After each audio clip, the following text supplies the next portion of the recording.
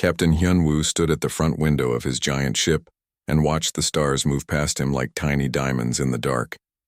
The ship was called Eternal Dawn, and it was bigger than any city that had ever existed on old Earth. He had been born on this ship, just like his parents and their parents before them. None of them had ever seen the home planet that their people talked about in whispers and old stories. The bridge around him hummed with quiet energy that felt alive.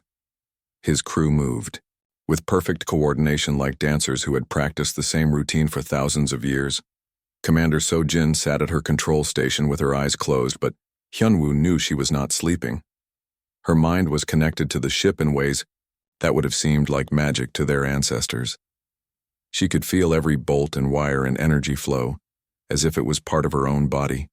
Behind them stretched the largest fleet that had ever existed in the history of the galaxy. Millions of ships moved in perfect formation through the empty space between galaxies. Some ships were as small as houses, while others were bigger than moons. Each ship carried technology that could reshape reality itself like clay in the hands of a child. The humans inside these ships were no longer the same species that had fled Earth so long ago. 48,000 years was a very long time. Almost 50,000 years since the day when all the alien powers joined together to drive humanity away from their home. The aliens called humans dangerous. They said humans were destroyers who would ruin the perfect order they had built. The Great Alien Alliance had been very proud of their civilization. They ruled every star system with iron control, and they did not want humans disturbing their peace. But the aliens had made one very big mistake. They thought that exiling humanity would solve their problem forever. They believed that humans would die quietly in the cold, empty space between galaxies. They never imagined that humans might not just survive but grow stronger and stranger, and more powerful than anything the galaxy had ever seen. Engineer Tae-min worked at his station surrounded by machines that looked like living creatures made of light. His reality engines could change the basic rules of how the universe worked. They could make gravity flow backward, or turn energy into solid matter, or fold space, so that two places became the same place. The technology was so advanced that it seemed to think for itself, and sometimes Taemin wondered if it actually did. The human fleet had been traveling for 3 years to reach the edge of their old galaxy, 3 years to cross the vast emptiness that separated their new home from the place where their species had been born. During that time, they had been preparing for what would happen when they arrived. They had run simulations and made plans and built weapons that could crack planets in half. But most importantly, they had decided what kind of people they wanted to be when they returned. Admiral Daeun received reports from her scout ships that had already entered the galaxy. The information they sent back was exactly what she had expected. The old alien powers were still there, still ruling their star systems with the same iron fist they had used 50,000 years ago. The reptilian dominion controlled the outer arms of the galaxy with their massive war fleets, the crystalline collective had claimed. The rich core worlds where they used enslaved species to mine precious metals and energy crystals. The energy beings who called themselves the Nexus still floated around the ancient star systems believing they were the most perfect form of life. In the universe, they had spent 50,000 years telling themselves that they were gods while treating every other species like insects to be stepped on. The three great powers had divided the galaxy between them and crushed anyone who tried to resist their rule. Lieutenant Kehoe was the youngest officer on the bridge at only 150 years old, which was barely adult by current human standards. He studied the star maps that showed their target systems and felt a strange mixture of excitement and sadness. These were the worlds where his ancestors had lived and loved and built their first attempts at civilization. These were also the worlds where those same ancestors had begged for mercy before being driven out into the darkness. The irony was almost too perfect. Humanity was returning to the galaxy, not as the weak refugees they had once been, but as something that would make their former enemies wake up screaming from nightmares. They had become the monsters that lived in the spaces between dimensions, the impossible threat that even gods would fear to face in battle. But they were not returning as conquerors seeking revenge. That would have been too simple and too much like their enemies. Instead, they were returning as something far more dangerous. They had become the force that would reshape the entire galaxy. whether the current rulers wanted it or not. They had become change itself, made manifest in ships that could rewrite the laws of physics. Commander. So Jin opened her eyes and turned to face Captain Hyunwoo. Her enhanced senses could detect quantum fluctuations that indicated they were approaching the galaxy boundary. In just a few more hours, they would cross the invisible line that marked the edge of known space and enter the realm that had once been their home. The moment they had all been preparing for their entire lives was finally arriving. The communication systems across the fleet crackled with quiet anticipation. Every human ship was ready. Every weapon system was charged. Every reality engine was warmed up and waiting for orders. The descendants of Earth were about to announce their return in the most spectacular way possible. They were going to remind the galaxy why humanity had once been considered the most dangerous species alive. But this time would be different. This time humanity would not just be dangerous, they would be inevitable. They would be the future that the galaxy had been trying to avoid for 50,000 years. They would be the answer to a question that the alien powers had been too proud and too foolish to ask: what happens when you try to destroy something that refuses to die? Admiral Da-Yoon stood up from her command chair and activated the fleet-wide communication system. Her voice reached every human ship simultaneously, carried by quantum entanglement across impossible distances. The words she spoke were simple, but they carried the weight of 50 millennia of exile and growth and preparation. Today we return home, she said. Today we show the galaxy what humanity has become. Today we begin the work of building something better than what we left behind. The fleet moved forward into the light of familiar stars, and the galaxy held its breath without knowing why something was coming. Something that would change everything forever. The age of alien dominance was about to end, and the age of human possibility was about to begin. Captain Hyunwoo smiled as he watched the first enemy ships appear on their sensors. It was time to teach the galaxy a lesson about what happened when you tried to kill hope itself. The mining station Kepler-7 floated peacefully in the darkness of space, like it had for the past 20,000 years. Its massive metal arms reached out to grab asteroids and crush them into valuable minerals that would be shipped across the Dominion Empire. The reptilian workers moved slowly through the corridors, believing that this day would be exactly like every other day they had lived. Supervisor Hae-young appeared without warning in the middle of the station's main control room. One moment the space was empty, and the next moment she stood there as if she had always existed. The reptilian workers froze in terror as they stared at the impossible creature before them. She looked almost like the ancient humans from their history files. But something was very different about her. Her skin seemed to shift and change color like liquid metal. Her eyes held depths that seemed to contain entire universes. When she moved, it was with a grace that defied the station's artificial gravity. She smiled at them, and that smile contained knowledge of secrets that had been hidden since the birth of stars. The reptilians felt their scales crawl with primitive fear. She spoke to them in perfect Dominion language, but her voice carried harmonics that made their bones vibrate. The words were polite and reasonable, but underneath them was something that made every survival instinct they possessed scream warnings. Her message was simple and terrifying. She gave them exactly 1 hour to evacuate. Before humanity reclaimed what belonged to them, the station commander sent emergency signals to the Dominion fleet, while his workers ran for the escape pods in blind panic. Within minutes, the response came back from High Command. A full battle squadron was already moving toward their location. The most powerful warships in the Dominion Navy were coming to deal with this single human, who dared to threaten their territory. Engineer Minho waited patiently in his ship as the Dominion fleet arrived. Enforced through hyperspace, the reptilian vessels were impressive by the old standards, sleek and deadly with enough firepower to crack a moon in half. Their commanders were confident that 30 battle cruisers could handle one primitive human ship. They had no idea what they were about to face. The lead Dominion ship opened fire, first sending plasma beams that could vaporize mountains toward Min's vessel. The beams struck what should have been empty space and simply disappeared as if they had never existed. The human ship remained invisible to every sensor the reptilians possessed, but Min smiled as he began his demonstration of how much humanity had changed. His ship began to systematically dismantle the Dominion battle cruisers. using weapons that operated on principles their science could not detect. Where his beams touched enemy ships, the metal simply ceased to exist, not destroyed or vaporized, but removed from reality entirely.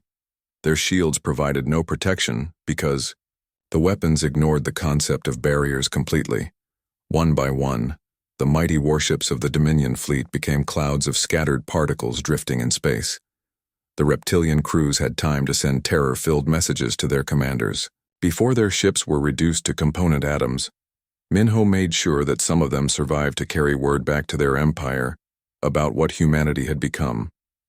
Commander Yu Jin established the first human outpost in the galaxy on the remains of the mining station. Her construction ships emerged from dimensional folds in space and began building structures that looked more grown than manufactured. The new station extended roots into the fabric of space-time itself, drawing power directly from the quantum foam.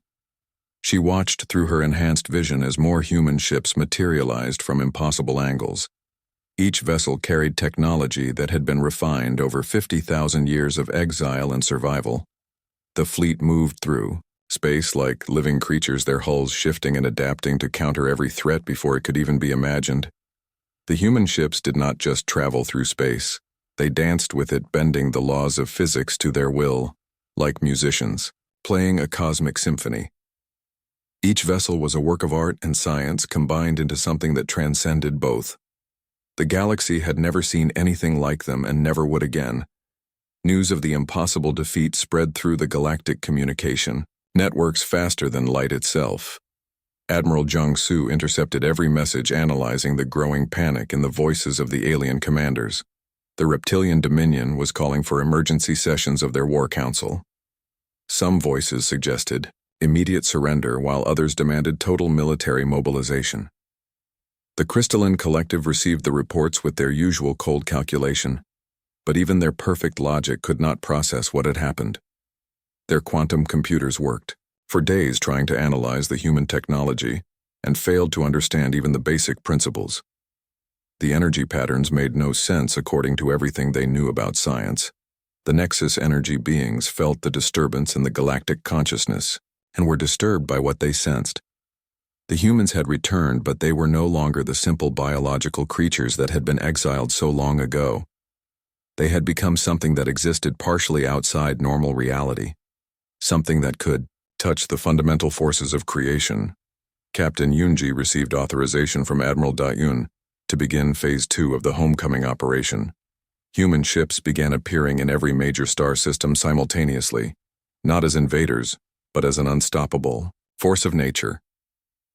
They materialized in the heart of the most secure military bases in the middle of heavily defended planets, around stars that were supposed to be impossible to reach. The galactic powers tried to respond with their vast military forces, but discovered that their most advanced weapons had become toys compared to human technology. Their ships moved like slugs compared to vessels that could step sideways through dimensions. Their shields collapsed under weapons that attacked from directions that did not exist. Some alien commanders tried to negotiate, but found that the humans were not interested in the old games of politics and power. The returned children of Earth had moved beyond such simple concepts. They operated according to principles that the galaxy had never seen. Principles based on growth rather than control. Dr. Su Jin activated reality anchors around the most important worlds in each alien empire. The devices looked harmless, like small silver spheres floating in space, but their effect was profound.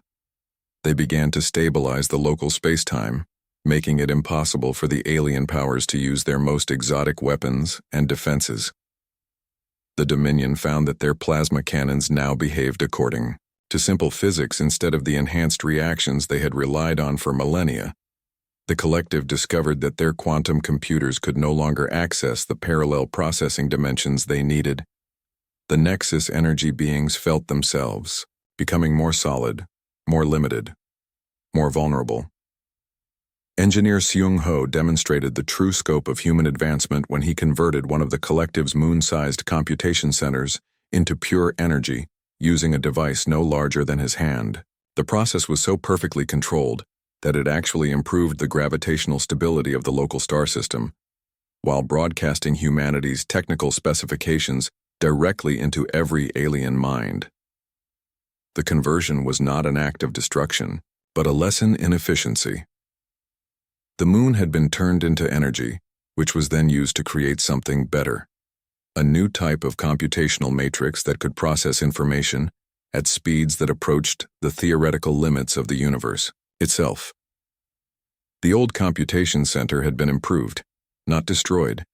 General Wu Jin established orbital platforms around every world that had participated in humanity's original exile. These were not weapons in any traditional sense, but something far more sophisticated. They were civilization governors, machines that could regulate everything from planetary rotation to the thoughts of individual citizens if necessary. The platforms sent a clear message to every alien power humanity now possessed: the technology to be as merciful or as merciless as they chose. The old rulers who had once cast humans into the void were now completely at their mercy. The irony was perfect and terrifying. Captain Insu provided the final demonstration when his single ship consumed an entire star system to fuel its engines, then used that energy to create a perfect replica system in a completely different location. The process took less than an hour and was accomplished with the casual ease of someone rearranging furniture. The display was not about destruction, but about the incredible creative power that humanity now wielded. What had once taken nature billions of years to create, they could accomplish during a coffee break. The galaxy watched, in stunned silence, as humans casually rearranged the fundamental building blocks of reality itself. Dr. Su Jin stood in the heart of the Nexus home system, watching as her reality anchor took effect around her. The energy beings who had considered themselves immortal gods for 50,000 years suddenly felt something they had forgotten could exist: physical limitation, pain, fear.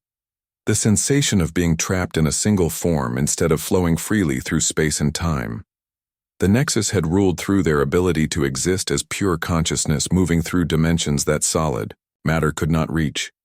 They could possess other beings, control energy directly, and reshape matter with their thoughts. But Su Jin's device changed all of that in an instant. The proud energy beings found themselves condensed into physical forms that felt heavy and clumsy and vulnerable. She watched with scientific curiosity as they tried to escape their new limitations. Their voices now carried through sound waves instead of direct mental contact. They had to move through space instead of teleporting instantly. They experienced hunger and thirst and exhaustion for the first time in millions of years. The terror in their collective consciousness was like music to her enhanced senses. The crystalline collective tried to analyze human technology with their vast computational networks, but discovered that their greatest minds could not even begin to understand how it functioned.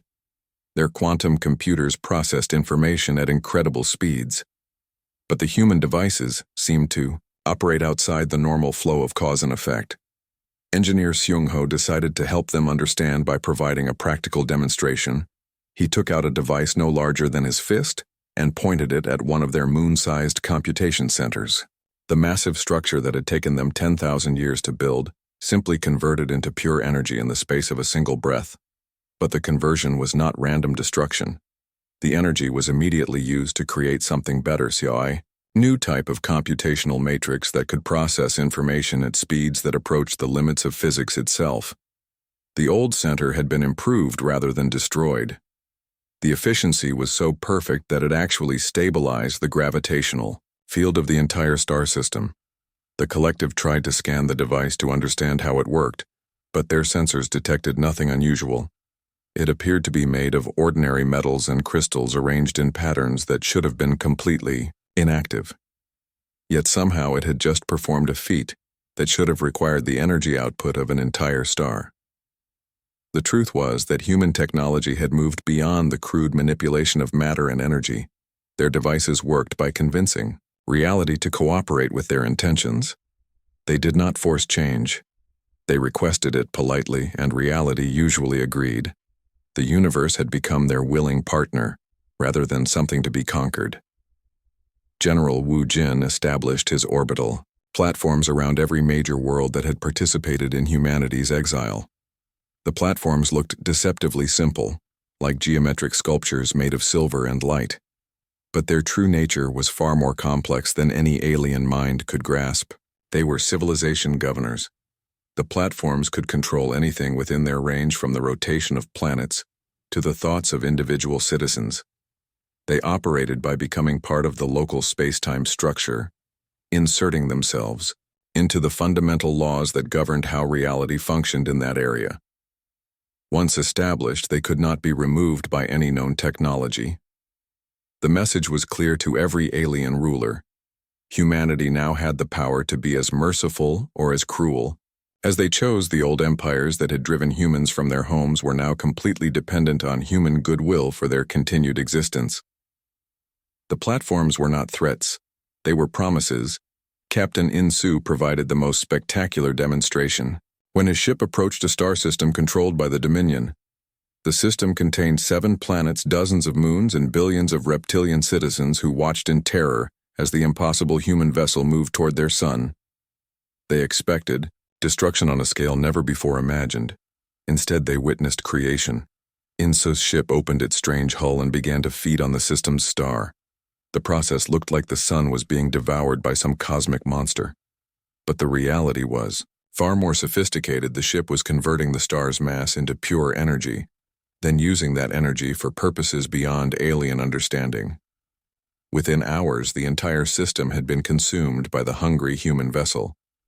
But the consumption was not the end of the process, it was only the beginning. Insu used the incredible energy he had harvested to create a perfect replica of the system in a completely different part of the galaxy. The new system was identical to the old one, down to the last grain of sand on every planet. The reptilian citizens found themselves in the same cities, on the same worlds, under the same sky. But now they lived in a system that was under human protection. Their new location was in a part of space that no hostile force could reach. The casual ease with which humanity had relocated an entire solar system sent shockwaves through every alien civilization. What had taken nature billions of years to create, humans could apparently accomplish in a few, though hours. The display was not meant to threaten but to educate. The galaxy needed to understand what it was dealing with.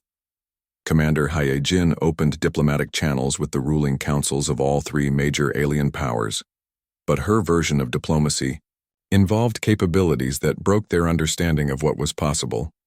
Her ship existed in multiple dimensions, simultaneously allowing her to conduct meetings in several locations at once.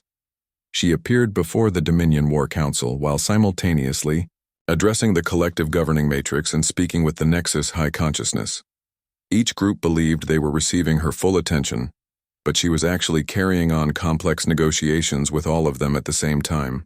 The alien leaders tried to process this impossibility, but their minds simply could not handle the concept of a being that could exist in parallel realities. She calmly explained that humanity had spent their exile learning to treat the laws of physics as friendly suggestions rather than absolute commands.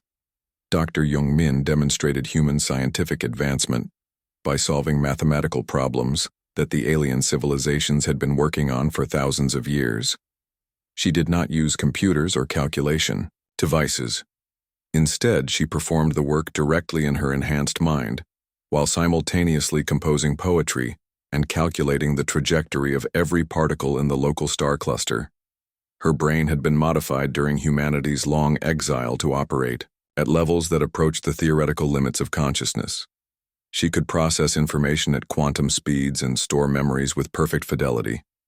Her mind contained libraries of knowledge that surpassed the greatest archives of the old galaxy. The mathematical theorems she solved in moments represented centuries of work by the galaxy's finest scientists. She did not just provide answers but elegant proofs that revealed new approaches to understanding reality itself.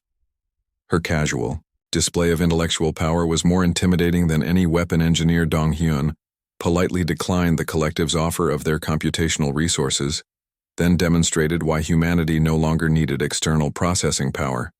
His mind alone contained more effective computing capability than their largest quantum networks. He could simulate entire universes in his thoughts. The enhancement process had taken place over thousands of generations as humanity adapted to their exile. Each generation had become more capable than the last until they reached levels of ability that seemed magical to outside observers. But there was no magic involved, only the patient application of scientific principles. Captain Yan Wu addressed all the alien powers, simultaneously speaking words that carried the weight of 50,000 years of human growth and adaptation. She explained that humanity had not returned, seeking revenge or conquest. Those concepts were too simple for what they had become. They had returned to establish something that the galaxy had never seen before, a civilization based on potential rather than control, a society where strength served wisdom instead of demanding submission from it. The old ways of ruling through fear and force were about to become obsolete. The alien powers listened to her words and felt something they had not experienced in millennia. Hope mixed with terror as they began to understand that their universe was about to change in ways they could not imagine. The age of their dominance was ending, but perhaps something better was about to begin. Admiral Byung-ho stood before the assembled rulers of the galaxy in the Great Hall that had once been used to condemn humanity to exile, the same chamber where alien judges had declared humans too dangerous to exist, now witnessed a very different kind of trial. This time, the former victims had returned as judges and the old powers sat in the dock. The Galactic Assembly had not been convened for 20,000 years because the three ruling empires had seen no need for it. They had divided the galaxy between themselves and crushed any voice that dared to question their authority. But now they sat in terrified silence as Byung-ho calmly read from a list of crimes that stretched back across millennia. The charges were not just against humanity, but against countless species that had been enslaved, destroyed, or forced into submission. The Dominion had wiped out 17 different civilizations, whose only crime was refusing to surrender their independence. The Collective had turned entire worlds into mining operations with no regard for the billions who died.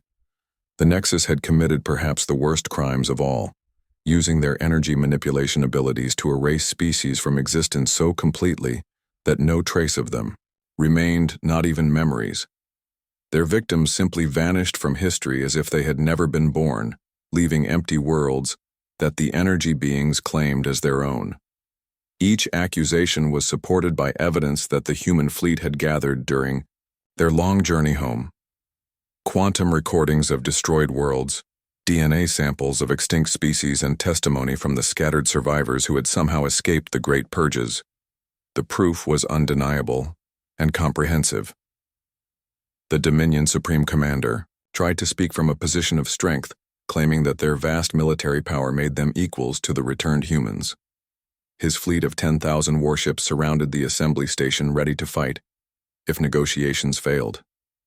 He believed that raw force could still determine the outcome.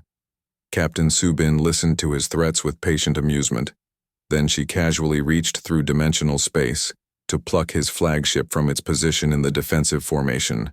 The massive battleship appeared inside the assembly hall, landing gently on the ceremonial platform with a soft thud that echoed through the stunned silence. She explained politely that she could have placed the ship anywhere she wanted, including inside the planet's molten core or in the heart of the nearest star. The demonstration was not meant as a threat but as education.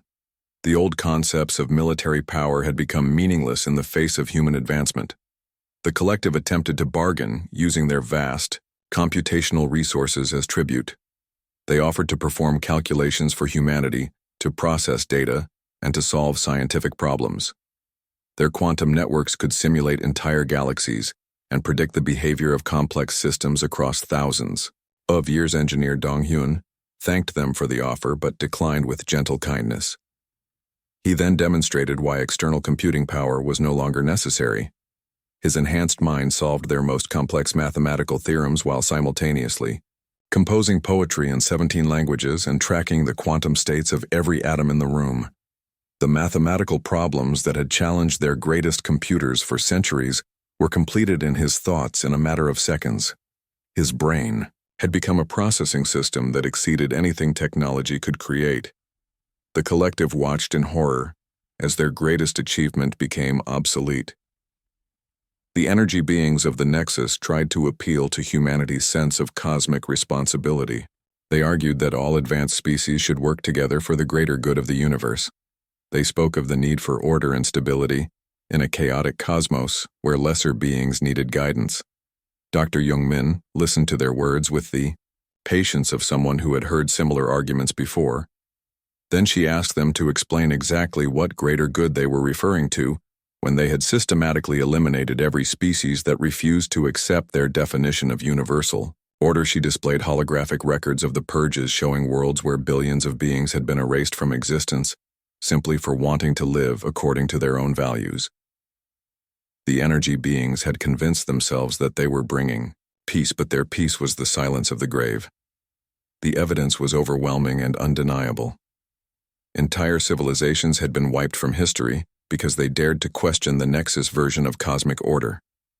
The energy beings who claimed to represent the highest form of life had become the greatest mass murderers in galactic history. Captain Yan-Wu rose to address the assembly, and her voice carried harmonics that resonated through every consciousness present. She spoke not with anger or hatred, but with the calm certainty of someone who had spent lifetimes preparing for this moment. The time for judgment had finally arrived. She explained that humanity had not returned seeking simple revenge. That would have been too easy and would have made them no better than those they now judged. Instead, they had come to establish accountability and create the possibility of redemption for those willing to embrace change. The old powers had three choices. They could accept the new reality and work to make amends for their crimes. They could resist and face the consequences of their stubbornness, or they could choose a path between extremes, acknowledging their guilt while proving their commitment to genuine reform. The Dominion War Council went into emergency session debating whether to fight or surrender. Their military commanders wanted to test human strength in battle, believing that no species could truly be as powerful as the humans claimed. Some still thought this was an elaborate deception. The collective processed millions of potential scenarios trying to find a path that would preserve their civilization. Their quantum computers worked desperately to identify weaknesses in human technology or strategies that might give them leverage in negotiations. The Nexus energy beings retreated into their deepest meditation, trying to understand how the universe had changed so dramatically during humanity's absence. They had considered themselves the ultimate arbiters of cosmic law, but now found themselves subject to judgment. Admiral Byung-ho gave them time to consider their options, but made it clear that patience had limits. Humanity had waited 50,000 years for this reckoning and would not wait much longer for the galaxy's decision. The wheels of justice moved slowly, but they could not be stopped. Some smaller species that had suffered under alien rule began to find their voices for the first time in millennia. Protected by human power, they started to tell their stories of oppression and survival. The testimony painted a picture of systematic cruelty that shocked even the human observers. The galaxy was learning uncomfortable truths about itself as the full scope of the old powers' crimes became clear. Entire sectors had been depopulated to make room for alien colonies. Promising young civilizations had been destroyed to prevent potential rivals from emerging. Captain Min-jung established communication networks that allowed suppressed voices to speak freely for the first time in ages. Species that had been forced into silence found they could share their experiences without fear of retaliation. The stories that emerged painted a horrifying picture of systematic oppression. The evidence continued to mount, showing that the three great powers had not just conquered the galaxy, but had actively worked to prevent other species from reaching their potential. They had created a cosmic system designed to keep themselves at the top and everyone else struggling for survival. As the testimonies poured in, even some members of the ruling species began to understand the magnitude of what their empires had done. Many had genuinely believed they were bringing order and progress to a chaotic universe. Now they faced the reality of what their peace had actually cost. The reckoning had begun, and there would be no escape from the truth. The galaxy would finally confront its history and decide what kind of future it wanted to build. Humanity had returned not just with superior technology, but with the moral authority to demand change. The old age of domination and fear was ending. Whether it would be replaced by something better depended on the choices that every species would make in the critical days ahead. The universe held its breath, waiting to see if redemption was possible. Commander Jinna stood on the bridge of her ship, watching the first human protectorate take shape around the Kepler system. The worlds below had been slave colonies for 30,000 years, their populations forced to mine rare crystals for the collective while living in underground tunnels like insects. Now those same people were seeing sunlight for the first time in generations. Her fleet had not arrived as conquerors, but as liberators. The human ships surrounded the system like protective, parents gathering their children close. Their hulls glowed with soft light that somehow made everyone who saw it feel safer. The technology that could crack planets was being used, instead to heal wounds that had festered for millennia. The former, slaves emerged from their tunnels blinking in wonder at the sky they had only heard about in whispered stories. Some wept openly as they felt grass beneath their feet for the first time. Others simply stood in silent amazement, watching clouds move. Across blue heavens that had seemed like impossible dreams, Jinnah had spent months preparing for this moment, studying the psychological profiles of species that had lived under oppression for so long. Freedom was not something you could simply give to people who had forgotten what it meant. It had to be learned gradually, like a muscle that had grown weak from disuse. The human medical teams worked with infinite patience, helping beings whose bodies had adapted to lives of endless labor. Their technology could repair damaged organs and straighten bent spines, but healing minds required something more complex. The former slaves needed time to believe that their nightmare was really over. Meanwhile, the collective overseers who had ruled these worlds with casual cruelty found themselves facing justice for the first time in their existence. They were not executed or tortured. Instead, they were given the opportunity to understand what their victims had experienced for so many centuries. General Moonsick addressed the assembled representatives of the old galactic powers. His words were calm, but carried the weight of absolute authority. The time for negotiation was ending, and the moment of decision had arrived. They could choose to evolve their thinking or face the consequences of their stubbornness. Some chose adaptation. The younger generation of Dominion reptilians had grown tired of their empire's endless wars and constant fear. They stepped forward to accept human guidance in building something better. Many had never known a galaxy without oppression, and were curious about alternatives. Others clung to their pride with desperate determination. The old guard of the collective insisted that their way of ruling was the only method that worked. They claimed that lesser species needed strict control, or they would destroy themselves through chaos and war. The Nexus energy beings were divided between those who recognized their crimes and those who still believed they had acted for the greater good. The older entities retreated into isolated dimensions while younger ones sought to understand what they had done wrong. Dr. He-Jin began the great work of galactic reconstruction, using human technology to repair 50,000 years of environmental and social damage. Her reality engines could reverse pollution, restore extinct ecosystems, and even bring dead worlds back to life. The process was slow, but the results were miraculous. Poisoned atmospheres cleared, as molecular filters removed centuries of industrial waste. Barren lands bloomed with life as genetic templates restored vanished forests and grasslands. Dead oceans teemed with creatures thought extinct for millennia. The galaxy began to remember what it had looked like before fear became the ruling philosophy. The work was not just physical but spiritual as well. Entire species had forgotten their original cultures. After millennia of forced assimilation, human anthropologists worked to reconstruct lost languages, traditions, and belief systems using quantum archaeology to recover information from the deepest layers of space-time. Children who had never heard their ancestors, songs learned to sing in languages their grandparents had been forbidden, to speak art and literature that had been banned for millennia were restored and shared freely.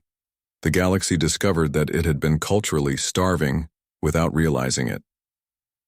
Admiral Sang-Ho established the new legal framework that would govern galactic civilization, but these were not the rigid codes that the old powers had used to maintain control. Instead, they were adaptive principles that could grow and change based on the needs of each situation and species. Justice became a living thing that served life rather than demanding submission from it. Laws were not carved in stone, but written in light, constantly evolving to meet new challenges and opportunities. The legal system learned from its mistakes and improved with each Decision. The most revolutionary change was that the laws applied equally to everyone regardless of their species' power or status. Even the human administrators were subject to the same rules they enforced. The galaxy had never seen leaders who willingly accepted limits on their own authority. Captain Min Jung opened the first Academy of Universal Understanding in the ruins of an old Dominion fortress. The symbolism was intentional. A place that had once been used to train oppressors was now dedicated to teaching cooperation and mutual respect. Species that had been enemies for millions of years found themselves learning side by side. The curriculum included not just science and technology, but courses in empathy, emotional intelligence, and the art of seeing the universe through other beings' perspectives. The most popular class was called Understanding Consciousness, where students explored the infinite varieties of awareness that had emerged from the cosmic dance of matter and energy. Every species had developed unique ways of experiencing reality, and each perspective added richness to the universal understanding. Former enemies discovered that they had more in common than they had ever imagined. Reptilian warriors found that crystalline mathematicians shared their love of precision. Gaseous cloud beings learned that solid matter species were not as limited as they had assumed. The Academy became a symbol of what the galaxy could become when fear was replaced by curiosity, and hatred was transformed into wonder. Students graduated not just with knowledge but with a deep appreciation for the beautiful diversity of consciousness that filled the universe. Commander Yu Jin established trade networks that operated on principles of mutual benefit rather than exploitation. The old system had been designed to extract wealth from weak worlds and funnel it to strong ones. The new approach sought to lift everyone together.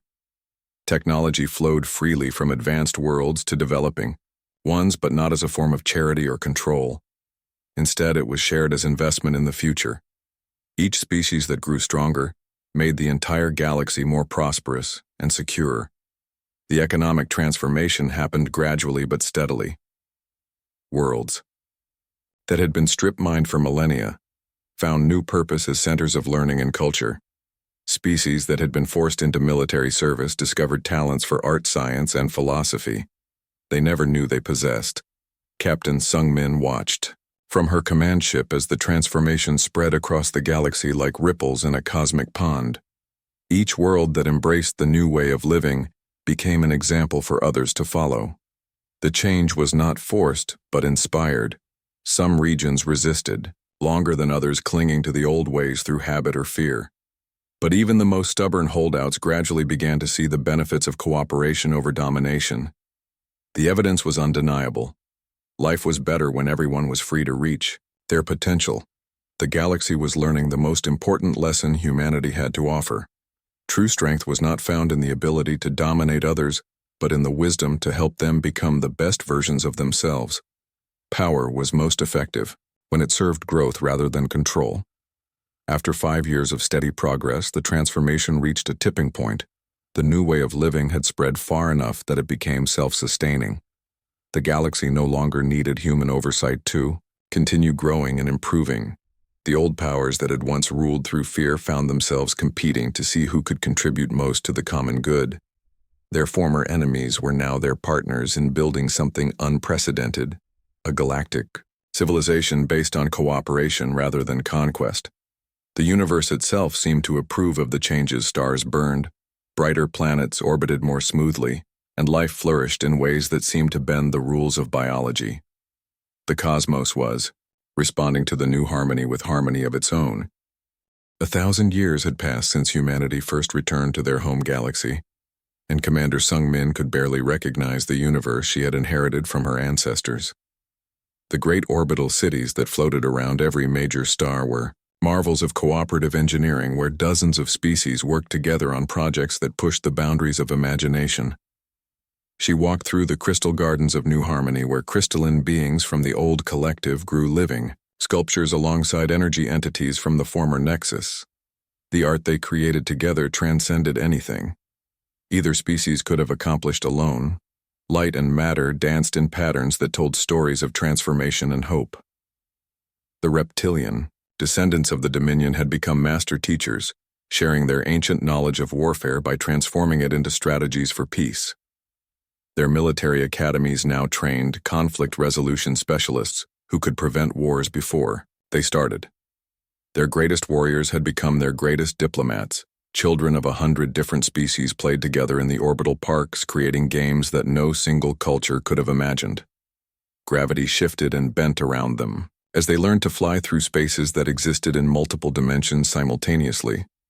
Their laughter echoed across frequencies that spanned the entire electromagnetic spectrum.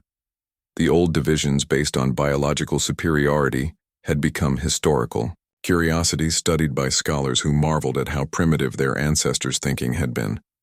Species that had once viewed each other as mortal enemies now competed only to see who could contribute most to their shared civilization. Captain J. Young commanded one of the new exploration vessels that ventured into the spaces between galaxies. Her crew was a perfect blend of every major species, each bringing unique abilities that made their ship more capable than anything that had come before. Them together, they could perceive and interact with forms of reality that no single species could access. They had discovered 17 new forms of consciousness in the cosmic void, including beings made of dark matter and entities that existed as pure mathematical relationships. The first contact protocols they used were based on the lessons learned from humanity's return, emphasizing understanding over dominance and cooperation over conquest.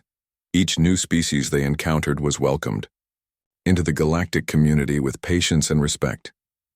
The traumatic first contacts of the past were replaced by careful introductions that honored the unique perspective each form of consciousness brought to the universal conversation. Dr. Cho Hee had perfected the consciousness transfer technology that allowed any being to experience existence from any other perspective. Energy beings could feel what it was like to have physical form. Crystalline minds could experience the chaos and beauty of biological emotion. Flesh and blood creatures could explore the realms of pure thought. The technology was not used for entertainment, but for education. Every citizen of the galaxy was required to spend time experiencing life from the perspective of at least 3 other species. The result was a level of empathy and understanding that made conflicts almost impossible to sustain. The old concept of species-based nationalism had disappeared, entirely replaced by a fluid identity that celebrated diversity. While recognizing the fundamental unity of all consciousness, beings could modify their physical forms or mental structures as easily as changing clothes, while retaining their essential sense of self. Admiral Q1 stood in the command center of the Deep Space Monitoring Network, watching for signs of other galaxies that might be trapped in the same cycles of oppression that had once plagued their own. The network spanned across multiple dimensions, using humanity-enhanced technology to observe cosmic events across vast distances. When such situations were discovered, the response was swift but careful. Humanity sent teacher ambassadors rather than conquest fleets. These skilled diplomats carried the accumulated wisdom of their species' journey from exile to enlightenment, sharing it freely with anyone willing to learn. The ambassadors did not impose human values or human solutions. Instead, they helped other species discover their own paths to peace and cooperation. Each galaxy they touched began its own unique transformation, guided by principles of growth and understanding rather than rigid rules. The network had already helped 3 other galaxies begin their own journeys toward harmony. The process was always slow and sometimes painful, but the results justified the effort. Consciousness was spreading and growing throughout the universe, creating connections that spanned impossible distances on the restored Earth. Elder Sion Ho tended the memorial garden, where the names of every species that had suffered under the old galactic order were carved in living crystal that grew more beautiful with each passing year. The memorial was not a place of sadness, but of hope, a reminder of how far they had all come. The crystal responded to the emotions of visitors, glowing brighter when children laughed and shifting colors when adults shared stories of the past.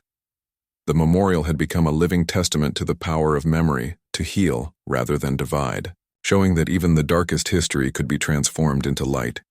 Pilgrims came from across the galaxy to walk among the crystal trees and remember the cost of hatred and fear. Many were descendants of both victims and oppressors, united now in their commitment to never repeat the mistakes of the past. The garden had become sacred ground for every species, The restored Earth itself was a miracle of cooperative terraforming. Humans had worked with specialists from every major species to create a world that could support any form of life.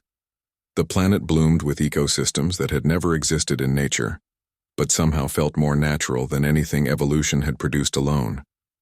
The planet had become a symbol of what was possible when different forms of consciousness worked together toward a common goal. Every biome was a masterpiece of collaborative design, where the unique gifts of each species enhanced the contributions of all the others. In the Great Assembly Hall, representatives from 10,000 worlds gathered monthly to address the challenges and opportunities facing their civilization. The debates were passionate, but never destructive. Disagreement had become an art form that strengthened rather than weakened their unity. The decisions they made affected quadrillions of beings across hundreds of thousands of